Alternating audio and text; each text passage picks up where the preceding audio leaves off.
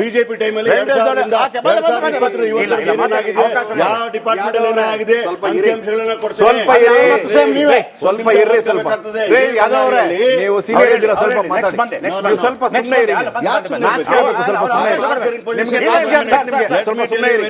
ಸ್ವಲ್ಪ ನಾಚಿಕೆ ಆಗ್ಬೇಕು ನಿಮಗೆ ಸರ್ಕಾರಕ್ಕೆ. ನಾಚಿಕೆ ಇದ್ರೆ ಕೂತ್ಕೊಳ್ಳಂಗೆ ಇಲ್ಲ ಅಲ್ಲಿ. ನಾಚಿಕೆ ಆಗಬೇಕು. ನಾನು ಹೇಳ್ತೀನಿ ಸಾವಿರಾರು ಸಾಯ್ತಾರೆ. ಮಣಿಪುರ ಮನೆ ಮುಂದೆ ಸಾಯ್ತಾವ್ ನೋಡಕ್ ಯೋಗ್ಯತೆ ಇಲ್ಲ ನಿಮ್ಗೆ. ಹೋಗಿ ಒಂದ್ ತಿಂಗಳಾಗಿದೆ ನಿಮ್ಗೆ ಮಾತಾಡ್ತೀರಿ ಏನ್ರಿ? ಒಂದು ತಿಂಗಳಿಂದ 327 2 ದಿನ ಮಾಡ್ತೀರಿ ಸತ್ತಿದ್ದಾರೆ. ಮಣಿಪುರ ಬಗ್ಗೆ ಮಾತಾಡ್ತೀರಿ, ಮಣಿಪುರ ಬಗ್ಗೆ ಮಾತಾಡ್ತೀರಿ. ನಮ್ಗೆ ನಿಮ್ಮ ಹತ್ರ ದುಡ್ಡಿಲ್ಲ ಮಾತಾಡ್ತೀರಿ. ನಿಮ್ಗೆ ಭಾಷಣ ಮಾಡಬೇಡಿ ನೀವು, ಭಾಷಣ ಮಾಡಬೇಡಿ ನೀವು, ಭಾಷಣ ಮಾಡಬೇಡಿ ನೀವು, ಭಾಷಣ ಮಾಡಬೇಡಿ ದಯವಿಟ್ಟು. 327 ಜನ ಬಾಣಂತಿರು, 111 ಜನ ಮಕ್ಕಳು ಸತ್ತಿದ್ದಾರೆ. ಇದುವರೆಗೂ ನಿಮ್ಮ ಮಂತ್ರಿಗಳು ಹೋಗಿಲ್ಲ, ಮುಖ್ಯಮಂತ್ರಿಗಳು ಹೋಗಿಲ್ಲ. 2 ಲಕ್ಷ ಕೊಡ್ತೀರಾ ಕೇರಳದಲ್ಲಿ ಆನೆಯಿಂದ ಸತ್ತ 25 ಲಕ್ಷ ದುಡ್ಡು ಕಳಿಸ್ತೀರಿ. ಮಾತಾಡ್ತೀರಾ ನೀವು? ಭಾಷಣ ಮಾಡಬೇಡಿ, ಬೇರೆ ಯಾದವ್ ಅವರೇ ಸೀನಿಯರ್ ಇದ್ದೀರಿ, ಭಾಷಣ ಮಾಡಬೇಡಿ ದಯವಿಟ್ಟು. ಭಾಷಣ ಮಾಡೋದು ಇಟ್ಕೊಬೇಡಿ ನೀವು. 327 ಜನ ಸತ್ತಿದ್ದಾರೆ. 5 ಜನ ಇಲ್ಲ, ನೀವು 327 ಜನ, 111 ಜನ ಮಕ್ಕಳು ಸತ್ತಿದ್ದಾರೆ ಈ ಏಪ್ರಿಲ್ ನಿಂದ ಇದುವರೆಗೆ. ಇದು ಮಾನ್ಯ ಆರೋಗ್ಯ ಸಚಿವರ ಸ್ಟೇಟ್ಮೆಂಟ್ ನಾನು ಹೇಳ್ತಾ ಇದ್ದೀನಿ. ನಿಮ್ಮ ಹತ್ರ 2 ಲಕ್ಷ ರೂಪಾಯಿ, 2 ಲಕ್ಷ ರೂಪಾಯಿ ಕೊಡಿ ಅಂತಂದ್ರೆ 2 ಲಕ್ಷ ರೂಪಾಯಿ ಕೊಡ್ತೀರಿ. ಕೇರಳದಲ್ಲಿ ಯಾವನ ಸತ್ರ ಇಲ್ಲಿ ಕರ್ನಾಟಕದಿಂದ ದುಡ್ಡು ಕಳಿಸ್ತೀರಿ ನೀವು, 25 ಲಕ್ಷ ರೂಪಾಯಿ ಇಲ್ಲಿಂದ ಗ್ರಾಂಟ್ ಮಾಡ್ತೀರಿ. ಇಲ್ಲಿ ಸತ್ತಿರೋರಿಗೆ ಕೊಡಕ್ಕೆ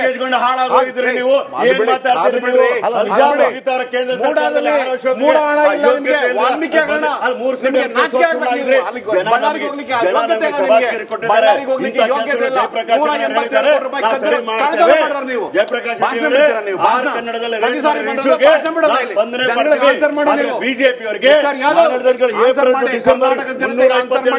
ಕರ್ನಾಟಕ ಸರ್ಕಾರ ಅವ್ರು ಮಾತಾಡಿ ಒಂದು ನಿಮಿಷ 322 ಜನ ಬಾಣಂತಿಯರು, 111 ಜನ ಹಸುಕಂದನ್ಮಗಳು ಸತ್ತು 1 ತಿಂಗಳಾದ್ರೂ ಕೂಡ ನಿಮ್ಮ ಆರೋಗ್ಯ ಮಂತ್ರಿಗಳಾಗ್ಲಿ ಮುಖ್ಯಮಂತ್ರಿಗಳಾಗ್ಲಿ ಯಾರು ಸ್ಥಳಕ್ಕೆ ಹೋಗಿ ನೋಡದೇ ಇರತಕ್ಕಂಥದ್ದು ಕರ್ನಾಟಕ ಸರ್ಕಾರಕ್ಕೆ ಅಂತಃಕರಣ ಇಲ್ಲ. 2 ಲಕ್ಷ ರೂಪಾಯಿ ಕೊಟ್ಟಿದ್ದೀರಿ, ನಿಮ್ಗೆ ಯಾವ್ದು ಗ್ಯಾರಂಟಿ ಯೋಜನೆಗಳಿಗೆ ಹಣವನ್ನು ಖರ್ಚು ಮಾಡಿ ಅಭಿವೃದ್ಧಿ ಯೋಜನೆ ಇಲ್ಲ. ಹಾಸ್ಪಿಟಲ್ ಇವತ್ತು ಮೆಡಿಸಿನ್ ಸಿಗ್ತಾ ಇಲ್ಲ. ನಿಮ್ಮ ಮೂಡ ಮತ್ತೆ ವಾಲ್ಮೀಕಿ ಮತ್ತೆ ಇವೇನು ಅಬಕಾರಿ ಇದನ್ನ ತಪ್ಪಿಸ್ಕೊಳ್ಳಕ್ಕೆ ನೀವು ಈ ತರ ಮಾಡ್ತಾ ಇದ್ದೀರಿ. ಅದಕ್ಕೋಸ್ಕರ ನಾವು ಭಾರತೀಯ ಜನತಾ ಪಾರ್ಟಿ ಒತ್ತಾಯ ಮಾಡುತ್ತೆ.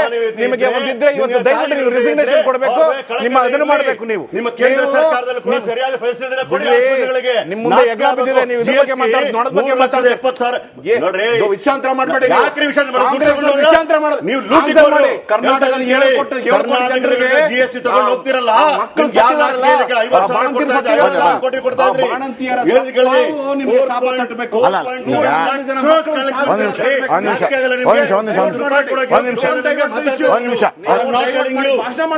ಕರ್ನಾಟಕ ಜನತೆ ನೋಡ್ತಿದ್ದಾರೆ, ಅವ್ರಿಗೆ ಆನ್ಸರ್ ಮಾಡಿ. 2021 ಜನ ನೋಡ್ತಿದ್ದಾರೆ.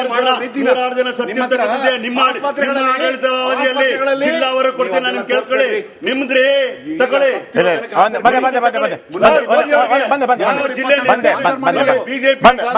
ಇಲ್ಲ ದೊಡ್ಡೇರಿ ಒಂದು ಪ್ರಶ್ನೆ ಇದೆ.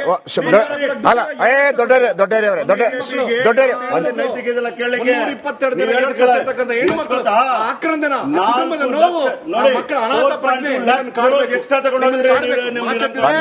ಸಂವಿಧಾನ ಇಟ್ಕೊಂಡು ಅಲ್ಲಾಡ್ತೀರಿ.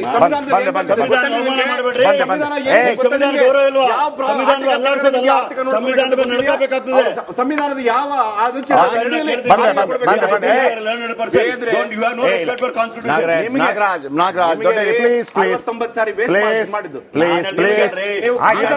ಕರ್ನಾಟಕ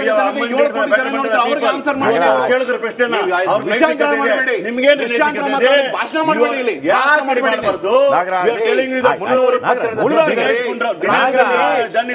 ಆಕ್ರಂದನ ಇದೆ.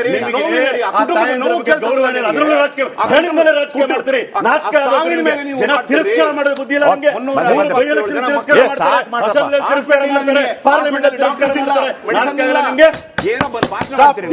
ಹೇಳ್ತಾ ಇದ್ವಿ. ನಮ್ಮ ಕನ್ಸರ್ನ್ ಇರೋದು ಆ 5-6 ಹೆಣ್ಣು ಮಕ್ಕಳು ತೀರ್ಕೊಂಡ್ರಲ್ಲ, ಯಾರು ಅವ್ರನ್ನ ಕಾಪಾಡಬೇಕು? ಸರ್ಕಾರ ಅಂತಿದ್ದಾಗ ನಾವು ಇದೀವಪ್ಪ ಅಂತ ಹೇಳ್ಬೇಕಲ್ವಾ ಯಾರಾದರೂ? ಏನೂ ಇಲ್ಲ. ಆ ಪುಟ್ಟ ಮಕ್ಕಳು 2 ಲಕ್ಷದಲ್ಲಿ ಏನ್ರಿ ಮಾಡೋಕ್ಕಾಗತ್ತೆ?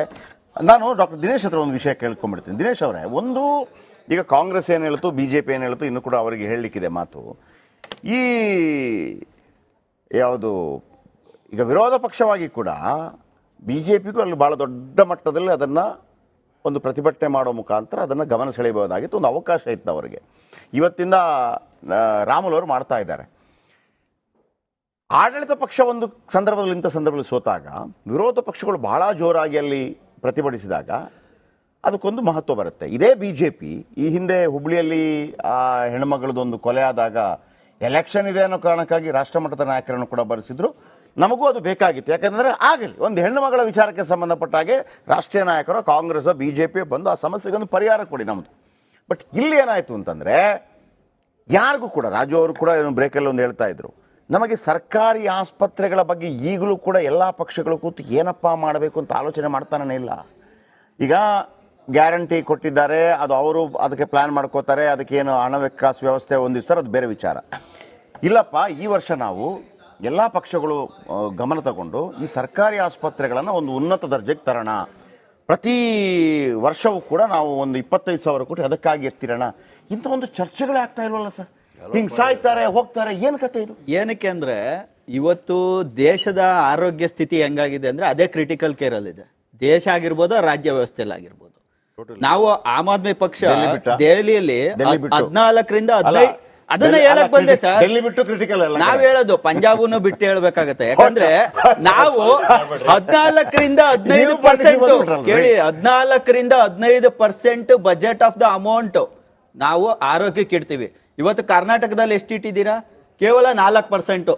15,400 ಚಿಲ್ಲರೆ ಕೋಟಿ ಇಟ್ಟಿರೋ, 15,146 ಕೋಟಿ ಇಟ್ಟಿರೋದು ಕೇವಲ 4% ಅಲ್ಲಿ ನೀವು ಆರೋಗ್ಯನ ಹೆಂಗ್ ಕಾಳಕ್ಕಾಗುತ್ತೆ?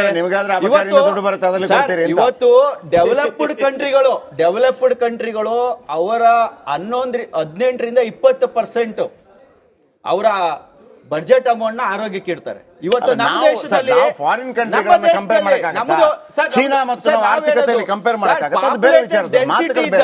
ಪಾಪ್ಯುಲೇಷನ್ ಡೆನ್ಸಿಟಿ ಇದ್ದಾಗ, ಅದರಲ್ಲೂ ನಮ್ಮಲ್ಲಿ ಕೆಳವರ್ಗದ ಜನ 80% ಇದ್ದಾಗ ಆರೋಗ್ಯ ಉಚಿತವಾಗಬೇಕು, ಶಿಕ್ಷಣ ಉಚಿತವಾಗಬೇಕು, ಇದು ಕಂಪಲ್ಸರಿ ಇರೋದು.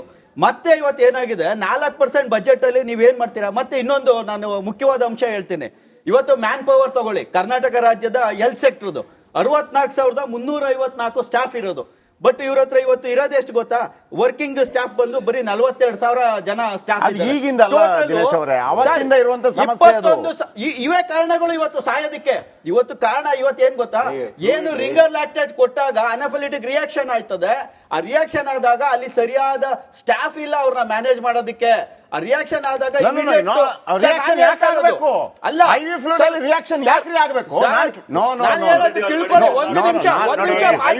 ಮಾತಾಡಕ್ ಅವಕಾಶ ಕೊಡಿ. ನೀವು ಅಲ್ಲಿ ನೀವೇನ್ ಹೇಳ್ತಿದ್ದೀರಿ, ನಿಮ್ಮ ಚರ್ಚೆ ಪ್ರಕಾರ ಏನಾಗುತ್ತೆ ಅಂತಂದ್ರೆ IV ಫ್ಲೂಯಿಡ್ ಬ್ಲಾಕ್ ಲಿಸ್ಟೆಡ್ ಆದದ್ದು ಕೊಟ್ಟಿದ್ ತಪ್ಪಲ್ಲ, ಆದಾಗ ಅವ್ರಿಗೆ ರಿಯಾಕ್ಟ್ ಇವತ್ತು ಆಗಿದೆ, ಅದನ್ನ ಇವರು ಮಾಡ್ಕೊಂಡಿದ್ದಾರೆ. ಅದ್ರಲ್ಲೂ ಭ್ರಷ್ಟಾಚಾರ ಇರ್ಬೋದು. ನಾನು ಹೇಳ್ತಾ ಇರೋದೇನಂದ್ರೆ, any patient under critical care ಇದ್ದಾಗ ಮ್ಯಾನೇಜ್ ಮಾಡೋದಕ್ಕೆ ಸ್ಟಾಫ್ ಇಲ್ಲ. ಇವತ್ತು ಎ ಗ್ರೂಪ್ ಅಲ್ಲಿ ಸುಮಾರು 4,400 ಸ್ಟಾಫ್, 2,200 ಜನ ಡಾಕ್ಟರ್ ಇಲ್ಲ ಸರ್. ಇವತ್ತು ನಾನು ಹೇಳ್ತಾ ಇರೋದು, ದಿನೇಶ್, ನನಗೂ ಈ ಸರ್ಕಾರಗಳ ಕೆಲವು ವ್ಯವಸ್ಥೆಗಳು ಗೊತ್ತಿದೆ. ನಾವು ಹೇಳ್ಬಹುದು, ಕೆಲವು ಕಡೆ ಸ್ಟಾಫ್ ಅನ್ನ ಹಾಕ್ಲಿಕ್ಕೆ ನಮ್ಮಲ್ಲಿ ಜನ ಇಲ್ಲ, ನಮಗ್ ಮಾಡಕ್ ಆಗಲ್ಲ, ಮಾಡಿದ್ರೆ ಗೋವಿಂದ ಆಗ್ಬಿಡ್ತೀವಿ. ಯಾಕಂತಂದ್ರೆ ನಮ್ಮಲ್ಲಿ ಅಷ್ಟು ದುಡ್ಡು ಇಲ್ಲ. ನಾನು ಹೇಳ್ತೀನಿ, ಒಂದ್ ನಿಮಿಷ ಕೇಳಿ. ನನಗೆ ಸರ್ಕಾರಿ ಶಾಲೆಗಳ ಬಗ್ಗೆ ಅಪಾರವಾದಂತ ನಾನು ಎಲ್ಲಾ ರೀತಿಯಲ್ಲಿ ನೋಡಿದ್ದೀನಿ. ಒಂದು ನಿಮಿಷ ಕೇಳಿ, ನಾನು ದೊಡ್ಡ ಚರ್ಚೆಗಳ ಕೇಳ್ರಿ. ನಾವೇನ್ ಗೊತ್ತಾ, ನೀವು ರಾಜಕಾರಣಿಗಳು ಅಷ್ಟೇ, ನೀವು ಕರೆಕ್ಟಾಗಿ ಒಂದು ಅಂಕಿಅಂಶ ತಿಳ್ಕೊಂಡಿರ್ಬೇಕು. ರೆಕಾರ್ಡಲ್ಲಿ ನಾನು ಹೇಳ್ತೀನಿ 50 ಜನ ಬೇಕು, 60 ಜನ ಬೇಕು ಅಂತ. ಆಗತ್ತಾ? ನರೇಂದ್ರ ಮೋದಿ ಇಲ್ಲಿ ವಾಪಸ್ ಬಂದು ಚೀಫ್ ಮಿನಿಸ್ಟರ್ ಆದ್ರೂ ಕೂಡ ಆಗಲ್ಲ, ಯಾರು ಅರವಿಂದ್ ಕೇಜ್ರಿವಾಲ್ ಬಂದ್ರು ಆಗಲ್ಲ. ಆಗುತ್ತೆ, ಎಲ್ಲ ಆಗುತ್ತೆ. ನಾನು ಹೇಳೋದಕ್ಕೆ ನೀವು ಅವಕಾಶನೇ ಕೊಡ್ತಾ ಇಲ್ಲ. ಎಲ್ಲಿಂದ ತರ್ತೀರಿ ಆ ದುಡ್ಡು? ಎಲ್ಲಿಂದ ತರ್ತೀರಿ ಸರ್? ಎಲ್ಲದಕ್ಕೂ ಅವಕಾಶ ಇದೆ. ಹೇಳಿ ನನಗೆ 3 ಪಾಯಿಂಟ್ ಹೇಳಿ. ನನಗೆ 3 ಪಾಯಿಂಟ್ ಹೇಳಿ. ಏನ್ 3 ಪಾಯಿಂಟ್? ಎಲ್ಲಿಂದ ದುಡ್ಡು ತರ್ತಾರೆ? ಸರ್, ಇವತ್ತು ಏನೋ ಇವರು ಪಾಲಿಸಿಗಳು ತಂದ್ರು ಜನರಿಗೆ. ನೀವು ಪಾಲಿಸಿ ಹೇಳಿ ನನಗೆ. ಜನರಿಗೆ ಪಾಲಿಸಿಗಳು ತರ್ಬೋದು, ಇನ್ಶೂರೆನ್ಸ್ ತರ್ಬೋದು, ದುಡ್ಡು ಕಲೆಕ್ಟ್ ಮಾಡ್ಬೋದು. ಇವತ್ತೇನು ಹಿಂದೆ ಯಶಸ್ವಿನಿ ಅಂತ ತಂದ್ರು, ಅದನ್ನ ಎಲ್ಲರಿಗೂ ಯೂನಿವರ್ಸಲ್ ಸ್ಕೀಮ್ ಮಾಡ್ಬೋದು. ದುಡ್ಡನ್ನ ಯಾವ ರೀತಿ ಬೇಕಾದ್ರೂ ತರ್ಬೋದು. ಮ್ಯಾನೇಜ್ ಮಾಡಬೇಕು, ಅದಕ್ಕೆ ಬದ್ಧತೆ ಬೇಕು. ಈ ರಾಜಕಾರಣಿಗಳಿಗೆ ಯಾರಿಗೂ ಇಲ್ಲ. ಇವತ್ತು ಬಂದಿರೋರೆಲ್ಲ ಲೂಟಿಕೋರ್ರು. ಇವತ್ತು ಮೊನ್ನೆ ಮಲ್ಲೇಶ್ವರಂ ಅಲ್ಲಿರೋ KCG ಹಾಸ್ಪಿಟ್ಲಿಗೆ ಲೋಕಾಯುಕ್ತರು ಭೇಟಿ ಮಾಡಿದಾಗ ಏನ್ ಹೇಳಿದ್ರು? ಎಲ್ಲ ಸಬ್ ಸ್ಟ್ಯಾಂಡರ್ಡ್, ಎಲ್ಲ ಕಿತ್ತಿ ಎಲ್ಲೋ ಕಡೆ ನೀರ್ ಸೋರ್ತಾ ಇದೆ. ಆಸ್ಪತ್ರೆ ಮೆಡಿಸಿನ್ ಇದ್ರು ಮೆಡಿಸಿನ್ ಇಲ್ಲ ಅಂತ ಬೋರ್ಡ್ ಹಾಕಿದ್ದಾರೆ, ಹೊರಗಡೆಗೆ ಮೆಡಿಸಿನ್ ಬರೀತಾರೆ. ಅಂದ್ರೆ ಆರೋಗ್ಯ ಇಲಾಖೆನೇ ಕ್ರಿಟಿಕಲ್ ಇದೆ.